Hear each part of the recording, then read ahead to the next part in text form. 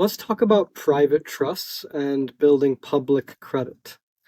This is something that most people think isn't even possible. It's like oil and water, they don't mix. And to a degree, that's true for most trusts out there. But when it comes to the private common law irrevocable ecclesiastical trust, as we have it written, which you can find out more about inside our community, we have the document written in such a way that allows us the flexibility as trustees to manage any sort of investment or allocation, even if that's public in nature. So, for those who are doing their research and piecing together information on private trusts from the dark corners on the internet, I've heard people tell me that, oh, yeah, I've read Weiss Handbook on private trusts and I know how to do this. But it's like, reading a handbook without the context of the actual document and having the exact, proven process that's worked for thousands of people.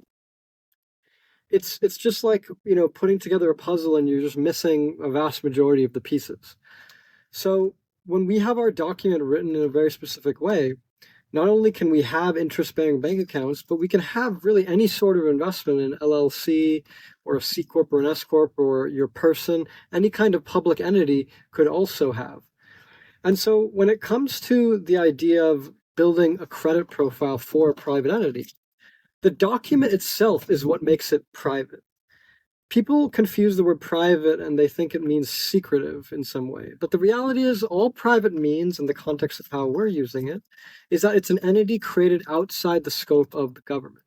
So this document is a private document, and it's finished off privately by the trustee that's creating it, and then it's notarized. And so that whole process has nothing to do with the government. Therefore, the document itself creates a bulletproof shield around the assets, whereby all the assets inside are now private.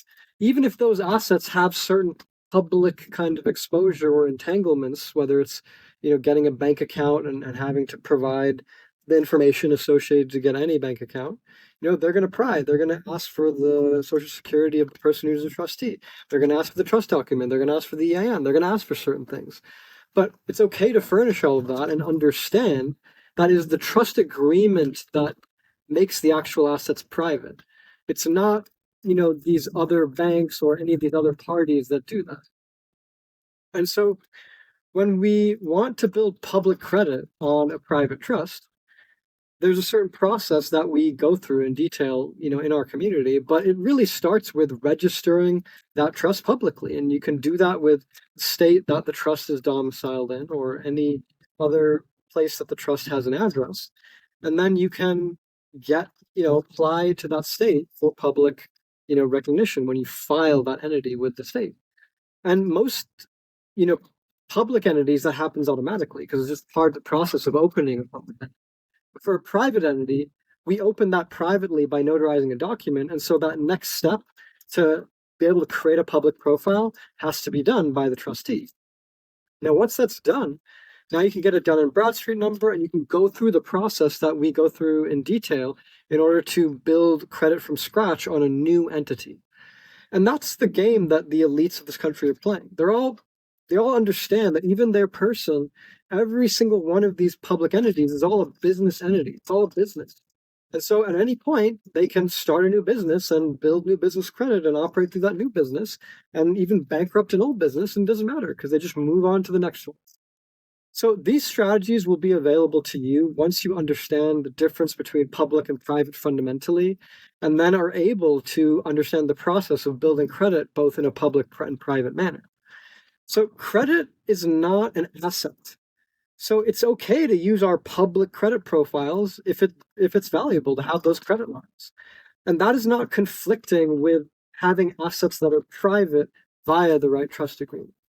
So if you want to learn more about that distinction, jump in the community linked below. This is going to be contrary to the face of what a lot of other people in the private world are saying. But the reality is we've proven this time and time again that it works. I've seen people within months of registering their trusts gain hundreds of thousands of dollars in public credit on their private trust. So we have plenty of examples of proof inside the community. I look forward to seeing many of you in there and continuing this game of, commerce, building credit publicly, privately, and what the difference is.